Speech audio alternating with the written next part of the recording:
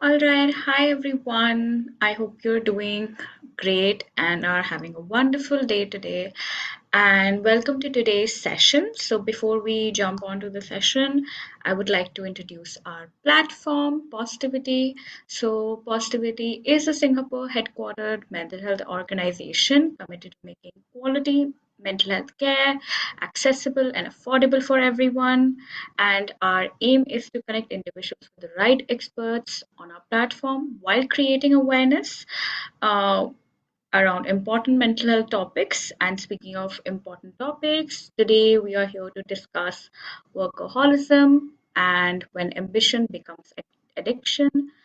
So, in a culture that often glorifies being busy, hustling, it is important to recognize that when ambitions turn into a healthy attachment to work, it is important to seek help there and draw a boundary.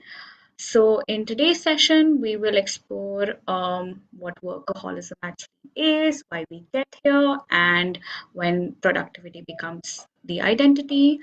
And today's session will be presented by Ms. Simran Sakshi.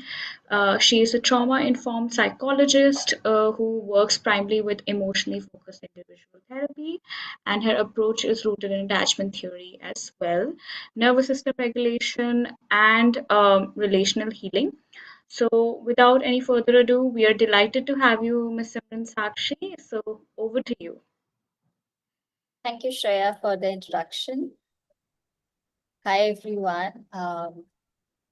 Today we are going to talk about something which is kind of more common than we acknowledge, workaholism. And it's something that is probably more evident now with a lot of work. And we're not going to talk about it like the productivity blogs, but we are more kind of going to understand the deeper side of it, the kind of uh, you know productivity or the workaholism that lives inside our own sense of self, right? And so I'll just be sharing my presentation and going through it, and if there is something that lands for you, you can just feel free to type in the chat or put in any questions that you want to take up later. And if you just want to listen quietly, that's completely okay too. Right, let me just begin.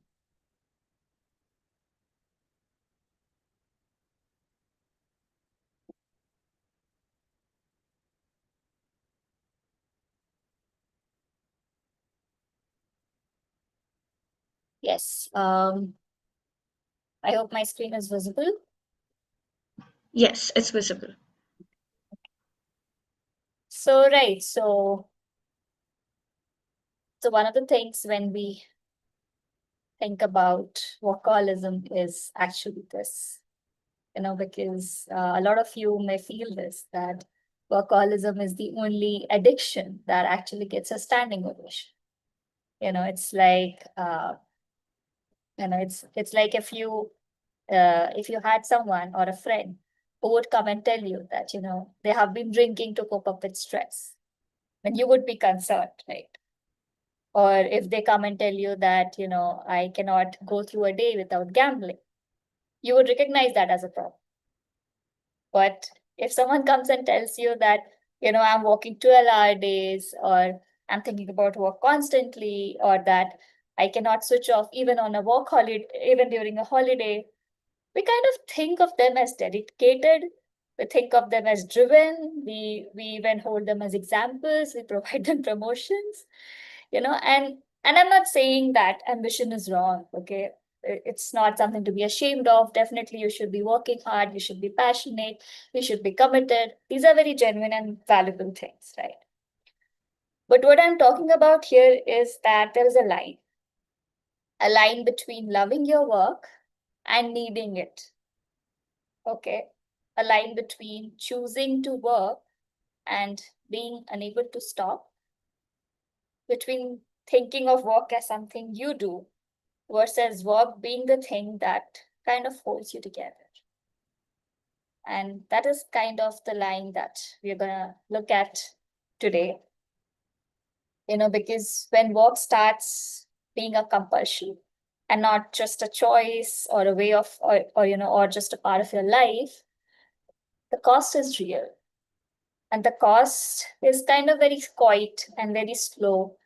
And you're not able to recognize that cost because, everyone around you is applauding, is clapping, right? And so it takes a long time to notice that, in fact, there is a cost attached to this. Okay. So before moving further, we'll just explore what workaholism actually means. Because oftentimes we confuse workaholism with the hours that we put into work. Okay. And someone might think that, oh, I don't work on weekends, or I do not go to the office, or I'm not in the office till midnight. So it can't be me. Okay. But when we think of alcoholism, we actually can use these three parameters or these three things to identify whether or not, you know, uh, you're using work as addiction. So the first one being preoccupation. That is thinking about work even when you're not working. So what do I mean when I say that? Right. It's basically, having dinner with your family, but also mentally running through tomorrow's agenda. Right. And a lot of us do that. Yeah. Or being on a holiday, but you're checking emails not because it's urgent, but because not checking creates an anxiety. Right. And it's like your mind doesn't leave or switch off from work even when your body does. And that's kind of one of the things which you can use to identify that. Yeah. The second one is the inability to detach, right? So there is no turn off switch for you.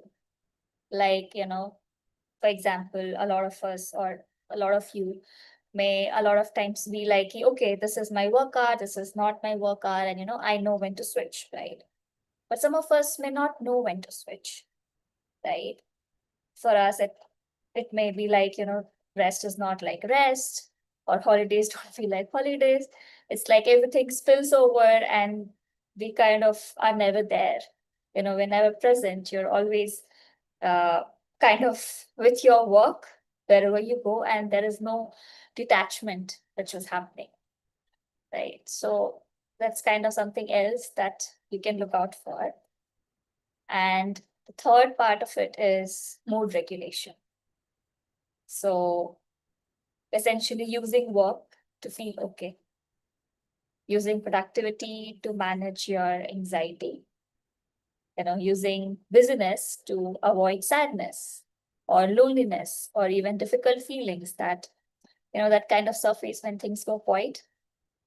So when you're kind of moving towards using work to regulate yourself or to use it as a coping mechanism, that's when work stops being just a habit and moves to addiction.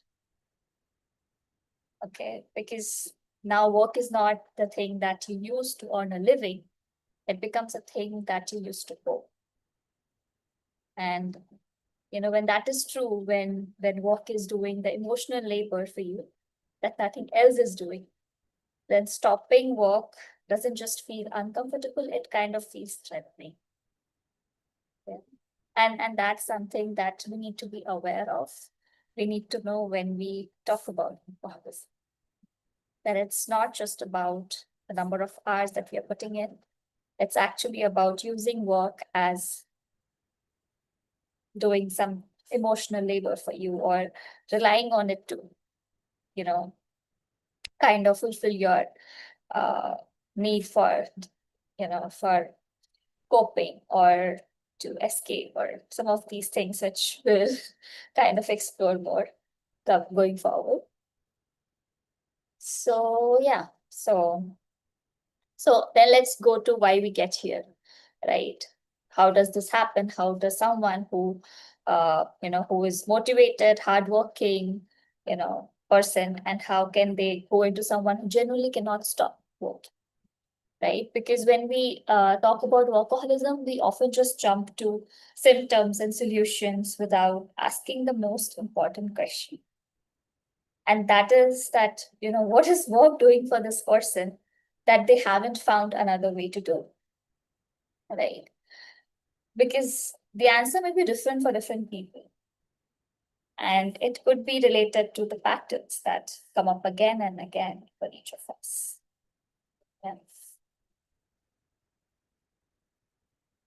So the first of this reason could be, or the answer could be, identity fused with productivity. So it's basically identity fusion. So like the merging of who you are with what you produce. Okay. And for a lot of high achieving people, this often starts early, right? In families where love was conditional, or love was expressed through approval of performance, or it was conditioned with, oh, if you get so many marks, or if you get so much of salary, or things like that.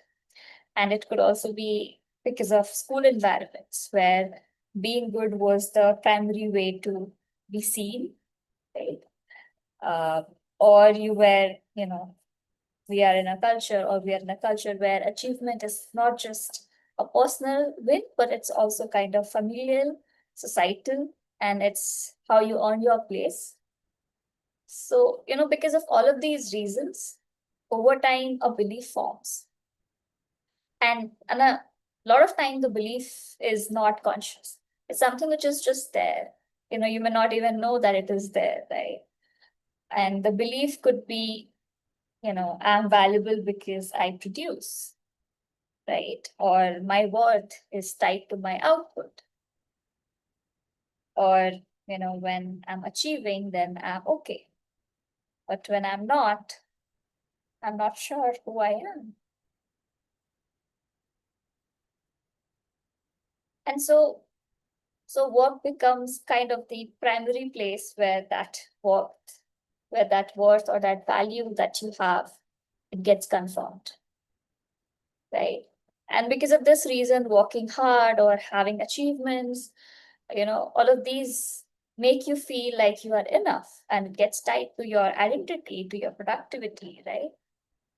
uh, and it might seem that it's okay, it's fine that my worth is attached to productivity. So what? I'm achieving, I'm doing well, so it's a good thing, right? But the problem here is that it doesn't last. The reassurance, it fades quickly, which means that you continue to have the next achievement, the need for the next achievement, and the next, and the next. And the hole which is there, it doesn't really get filled. So you want to keep achieving, you want to keep working to achieve that satisfaction. But despite that, the hole doesn't get filled. And so, in such a scenario, stopping work feels genuinely frightening. Because, what would happen if I stop? Because who am I if I'm not working? You know, do I have value if I'm not working? Right. So it's a question that feels very impossible to sit with. And so we don't, you just kind of get back to work and get back to trying to achieve things and trying to fill that hole. But it's not something that really gets filled, and you continue to be in that pattern for long. Yeah. So that's one of the reasons that we explore. Let's move to the next reason. Using work as a skill. A lot of times we are kind of reluctant to recognize this in ourselves, because we don't want to say, or we don't want to admit that, oh, I'm working because I am running away from something. No. We tell ourselves that we work because we are passionate, because we are responsible, because we care. And all of this is also true, right? But I also want you to kind of notice something else here. When things get difficult, in your personal life, say there is a relationship tension, or you're going through a low phase, or you're kind of navigating anxiety, you know, where do you go? Do you go toward these feelings to try and understand them? Or do you go towards your inbox to check your emails?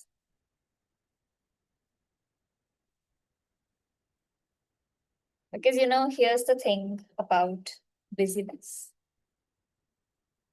Being busy is a very effective way of keeping feelings at a distance. When you're busy, you don't have to sit with your grief. You don't have to navigate the difficult conversation that you need to have with your partner. And, you do not have to feel the loneliness that surfaces, on a Sunday afternoon when your week hasn't even started. You do not have to ask the questions, the larger questions about your life, whether you're happy, whether this is what you wanted, whether something needs to change. All of this space that you may have, or the questions you may have, all of this gets filled with work, right? And it fills it in a way which is virtuous, not avoided, right? It's kind of like, it's a way, it's something that is helping you not just escape it, but it's also kind of making you feel very dedicated, very driven, very ambitious.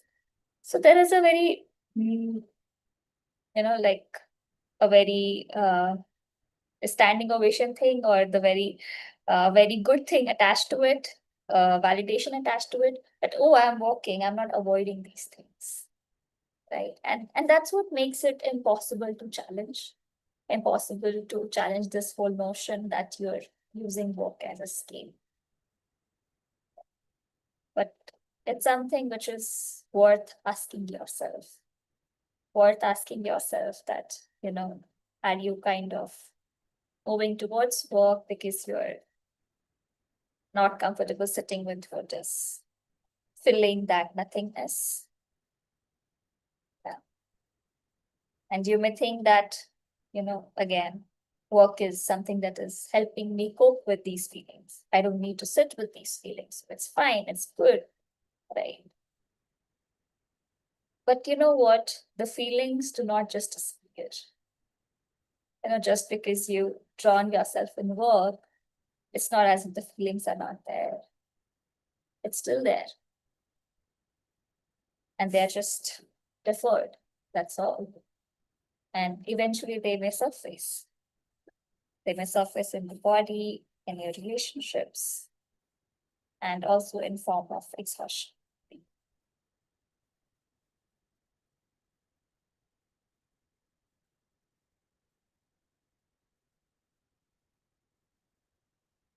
Third thing that I want to talk about here is the achievement high. What happens when you complete a task? Every time you complete a task, your brain releases a small amount of dopamine. Okay. It's like a hit of a reward, right? And every checklist, every check that you make in your to-do list, or every item that you complete from your list, all of that gives you a moment of relief, a moment of feeling that, oh, I have done enough, or have achieved this much. The problem here is that, the dopamine is that there is a tolerance level to it. So yes, maybe in the initial phases, even a small checklist might give you a burst of dopamine, but eventually you might require higher tasks, or more difficult tasks, or bigger achievements to hit the same level of it. So it doesn't work anymore that you keep doing the same kind of tasks or smaller tasks like you used to do to get the same dopamine. Instead, you have to move towards getting bigger achievements, bigger milestones, a bigger proof. And even when you do that, the moments of satisfaction, they kind of get shorter and shorter. And the drive to produce becomes very strong. So in a way, no matter how much you put into it, how much effort you put into it, how much ambitious you become and you want to strive for so many things, the satisfaction that you get from that dopamine, it kind of reduces, and it becomes more of a compulsion. This whole process of doing things just to get that hit of a reward, just to get that dopamine hit, kind of becomes like a compulsion that you're keeping yourself addicted to. And it's not really ambition. Yeah. So we talked about using work as escape, having your identity fused with productivity, you know, having the achievement high, right? Now let's look at the fourth pattern, which is illusion of control. Okay. So, a lot of times what happens is that when our life is unpredictable, when our relationships are complex, or when the future seems very unclear, or a lot of things are happening in your life which is outside of your control, then work kind of offers you something which is very certain, right? It is a domain that produces results. So you put some input and you get some output, right? It gives you agency, and that gives you back a sense of control, right? That, oh, everything else in my life is falling apart, but work is in my control, right? And you're able to use that to keep yourself stable, to feel like your life is in control, everything is going fine. And you're able to point at the day and look at it and say that, oh, I made this happen. I'm able to do these things. And in a way, it's not wrong, right? In a way, it's great that, walking is giving you a sense of agency over your life when everything else is falling apart. And that's fine. But the problem is when it becomes the primary reason or the primary way to manage uncertainty, then it stops working. Because the truth or the reality here is that the uncertainty doesn't really go away. You still have your life, the rest of your life, where everything is uncertain. And it's kind of how life is, right? Not everything in our lives is certain, not everything is in your control. And we need to be aware that, there are things in life which may always be uncertain. And just because you're pouring yourself into work doesn't mean that the uncertainty goes away. And pushing hard or trying to work yourselves a lot so that, you have that agency only will lead to the ending that, you end up exhausted, but still uncertain, you know, because uncertainty is simply part of being alive. Yeah, and that's a fact. So yes, there has to be this line that needs to be drawn between, thinking of work as your identity, or, using it as an escape, or, thinking that it can give you certainty, or, that, it's something that can give you satisfaction, continue to give you satisfaction in your life. Because when we do not draw the line, then there is a cost attached to it. Yeah. And when I talk about costs, I do not just mean the bigger costs, or, I am actually trying to talk about the quieter losses, the losses that accumulate very slowly and sometimes not even announce themselves. Yeah. For example, we can look at the relational cost. It's like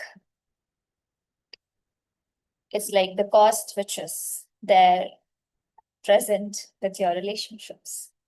When you're present, when you're physically present with your partner, but you're psychologically elsewhere, or when you're at dinner with a group of friends, but you're thinking about the presentation next day, or when you're with your child but you're mentally on a call.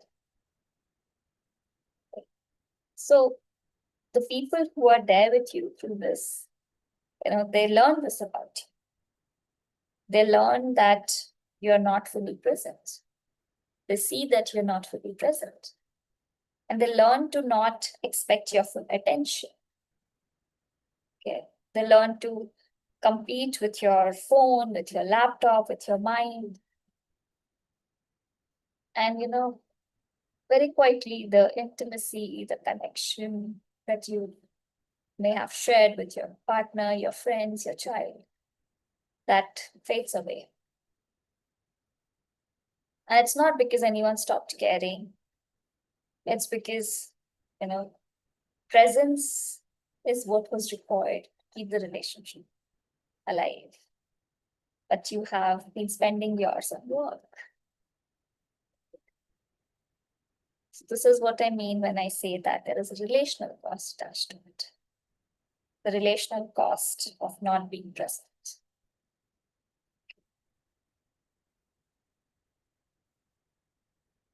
The second cost that I want to talk about is the self cost. What does it cost you? If you just think about who you were before work became the center of everything. What were you curious about?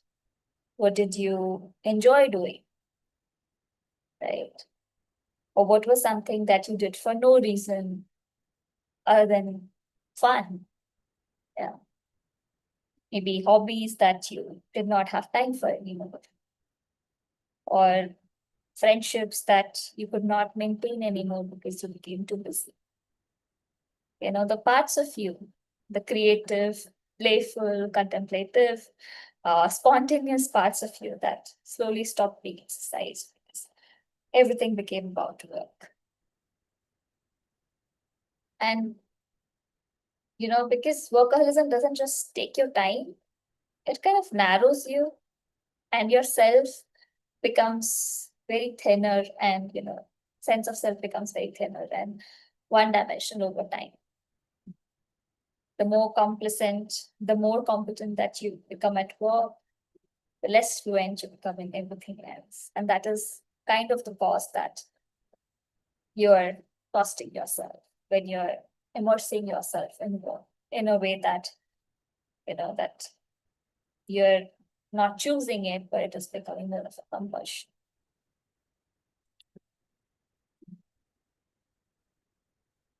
And the third cost here is the hollowness of achievement. Yeah. So when your entire sense of worth is tied to what you produce, the achievement stops landing the way they're supposed to. Yes, you may get the promotion that you were working toward, for 3 years.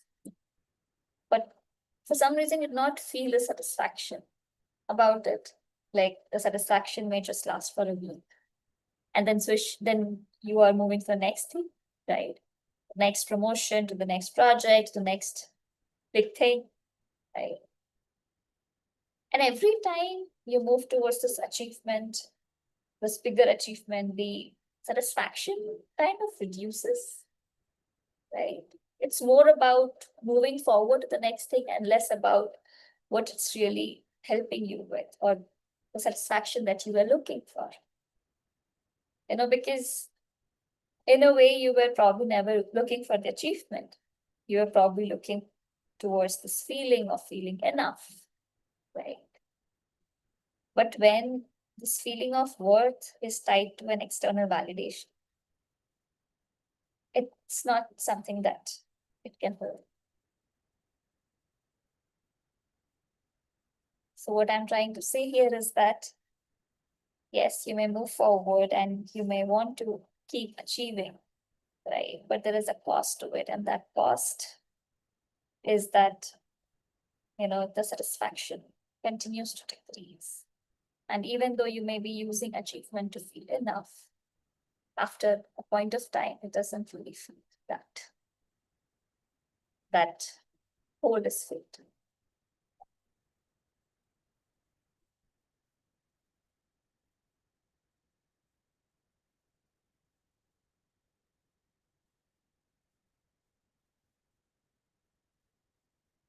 So now looking at, a checklist to identify whether this is you. It's not a diagnosis. It's just a set of honest questions. And it's something that you can use to sit with honestly at your time. Okay. It's something that requires you to pause and sit with, and not just something to just say, oh, this is not me, this is not, or this is me, right? But maybe sit with it and try to notice the patterns for yourself. Yeah. Just asking yourself if you feel more comfortable at work rather than in unstructured time. Or do you feel guilty when you rest? Like you're getting away with something. Is that something that happens to you? Every time you're resting, you feel like, oh, I should not be resting, or I should be working, or something of that sort. Is a good day almost determined by what you produced? Yeah. Do you always connect your good days with productivity? Is that your identity? You know, and when something goes wrong emotionally, is work the first place you go to? Like we discussed, are you moving towards those feelings, trying to address them? Or do you move away from the feelings and towards work instead? Yeah. And finally, do the people closest to you know a different version of you than your colleagues do? And is that gap through?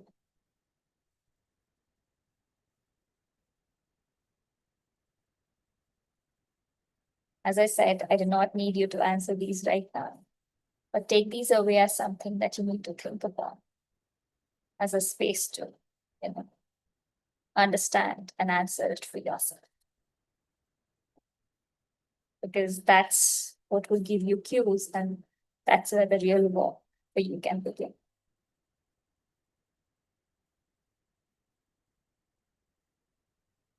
All right. Let's move to the next section now, which is having a different relationship with work.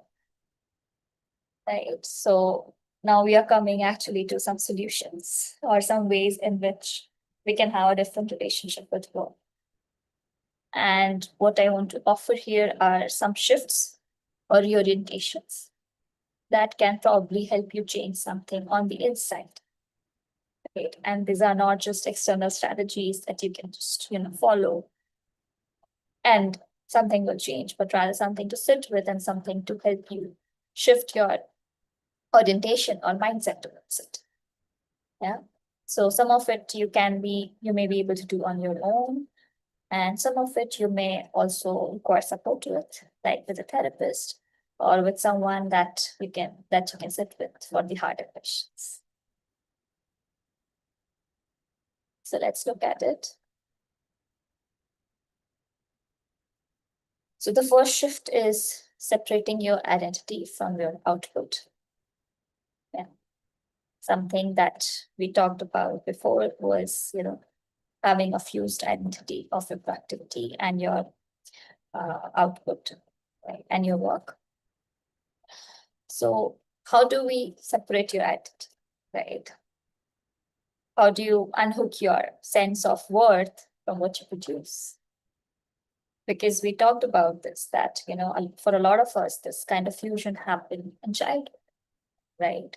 And environments where achievement was kind of the currency of love and belonging, right? So, and doing that is a lot more effort than just deciding to believe it and just changing your mindset and thinking, oh, this is not how it should be, right? So, you're going to look at some entry points. And one of the most useful questions that you can ask yourself is, what would I need to believe about myself to feel okay on a day I produce nothing?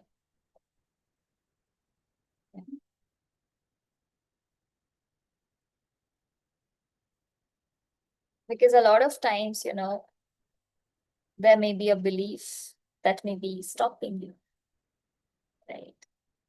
There may be a belief that, oh, rest is laziness, or, you know, my value is again attached to my work that I do daily, or a belief that, if I stop proving myself, then somehow I would be seen as a hypocrite, someone who is less capable, less worthy, less deserving of the space that I occupy, right?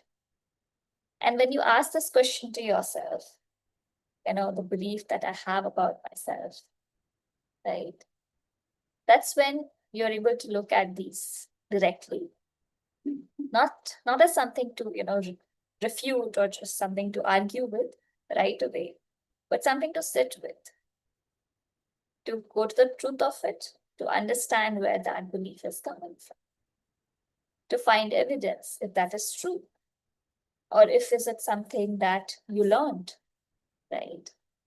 That you learned from a particular environment, from a particular situation. And is it even something that is worth carrying forward? You know. So, so yes, starting to ask yourself about those beliefs and exploring what that belief is about, you know, could be a starting point. That the second starting point could also be building evidence for a different story. Not through affirmations, but through behavior. So, for example, you can deliberately choose on a regular basis to do something that gives no output. Okay. So maybe a walk that produces nothing, or time with the person who you love that is not efficient or purposeful or you know agenda based, right? Or just few minutes of or 15 minutes of rest that produces nothing, right? And when you start doing that and you start incorporating these behaviors in your life, these behaviors that are not about output, you can start noticing what that brings up, you know, because whatever that brings up is actually information about what you believe. Yeah. And over time, with practice, with understanding of these beliefs, the grip of this, the grip that this has on you will loosen. And that's what we are trying to, aim for. The second shift that we can aim for is learning to tolerate stillness. Right. So developing a capacity within yourself to be with yourself, even when there is nothing to do. To sit with the discomfort of producing, right? To let the stillness be there without immediately feeling the need to fill it. Yeah. Because a lot of times, we are afraid of stillness because we are afraid of what will surface when we are slowing down, right? A lot of times it may bring up sadness, loneliness, anxiety. And so there is this instinct to immediately close down, to pick up the phone, to generate momentum, to find a task. But we have to know that these feelings are not enemies, they're actually information. They are parts of our inner life which have been trying to gain attention, but have not been able to.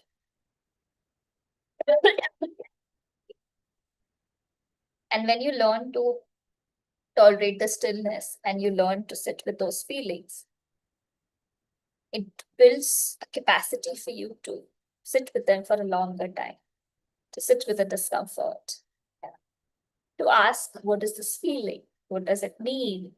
Instead of immediately looking for an escape. And this is one of some of the most important work that you can do for yourself. It could be the beginning of knowing how to come home to yourself. Yeah.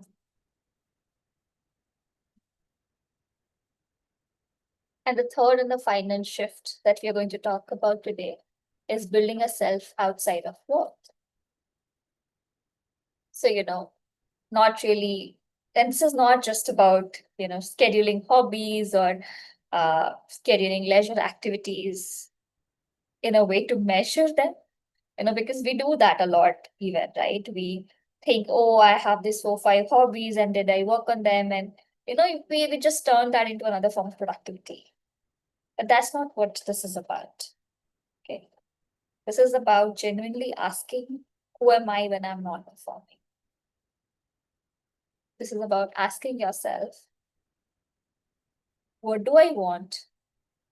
You know, and not just in an ambitious way, but more in the ordinary way. Like, what feels good to me? What am I drawn to? You know, what would I do in an afternoon when nothing was expected of me and when nobody was watching? And these questions can kind of help you explore the parts of yourself that have gone quiet for a long time. The self outside of work that is very untouched, that is not explored, that has kind of gone deep inside and not accessible right now. But when you sit with these questions and when you reflect on the self of yours, which exists outside of work, it can be recovered. It can be recovered and it can be brought up into the front. And it can help you discover the side of yourselves that have always been there, but just were kind of buried deep because of everything else that was happening around you. And once you're able to figure that out, you can maybe start doing that. Yeah. Start doing something that you genuinely like to do. Yeah. And even if you feel guilty about it, you can just keep doing it for a bit. And that will bring that sense of self back. Self that exists even despite work. And it might seem like your life has probably more meaning attached to it than just having a value. You know?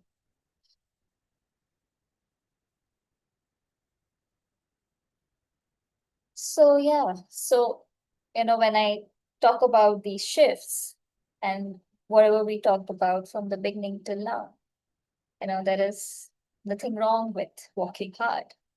There's nothing wrong with ambition, with caring deeply about what you do, or for wanting to build something meaningful through your work. But the difference that we're talking about today, that we talked about today, is actually the difference between working and needing to work. Between a relationship with work that is chosen and a relationship that is driven by something underneath, by fear, by need for proof, or by desire to escape, or by compulsion to keep producing to feel okay. And this distinction is everything, because the goal here is not to become a person who works less. The goal here is to become a person who works differently, who brings themselves to work from a place of wholeness rather than of emptiness.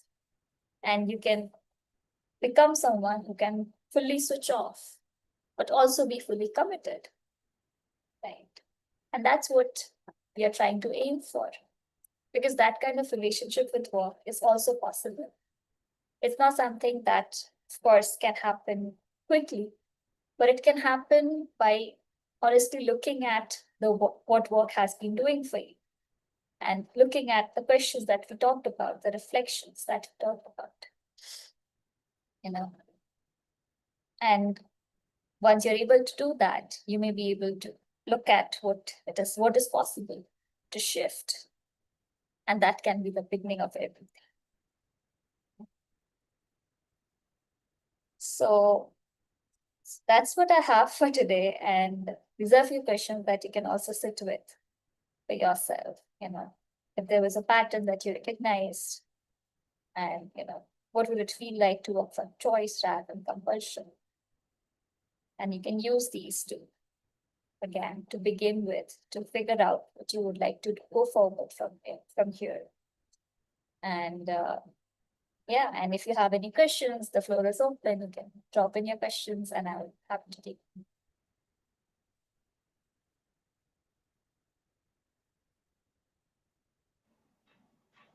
Right. We do have a question. Simran, can you Yeah. see the chat? What if your work demands to check your emails on weekends or holidays? Uh, sure, Vanna. A lot of times, like I was talking about, there are emergencies or there are situations where your work does demand that, right? And it may be important here to note, the kind of work that you're doing. Is it something that is required by your organization? Is it something that is required by your job? A lot Mhm. of us are in jobs where it may be something which is required. And even when it is, you can always have a boundary. You can always have, maybe if you're on a holiday and you're on a weekend, you may have, 1 hour every weekend that, okay, this is the hour that I will check my emails in. You can set that boundary with your manager, you can set that boundary with your colleagues that, okay, fine, this is something that is required of me, but this is not something that I may want to do or not something that I can always do at all hours, right? So setting your boundaries is completely different from using work as compulsion here, or what we were talking about earlier, which is more of a need.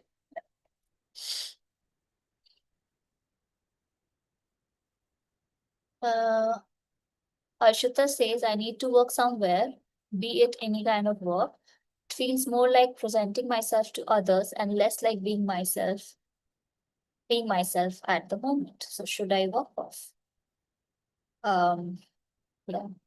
Yeah, Archita, you may want to sit with that, you know.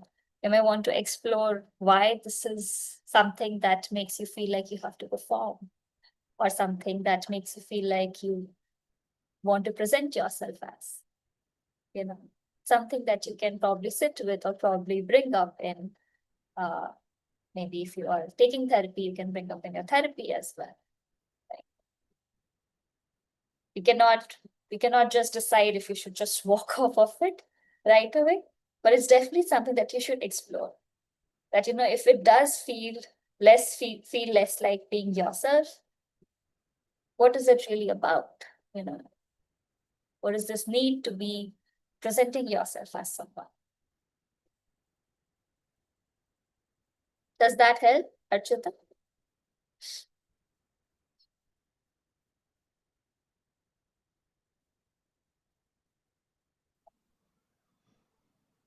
Right. So I think that are all the questions. And I hope everyone you were able to answer your questions, especially Simran.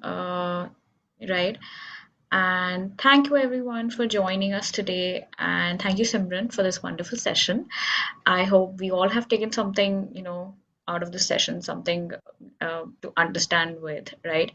And I especially like the part where you said that, we can still stay committed as well and not be fully there at the same time. So that is something I personally think I will take forward to with my work life as well, right?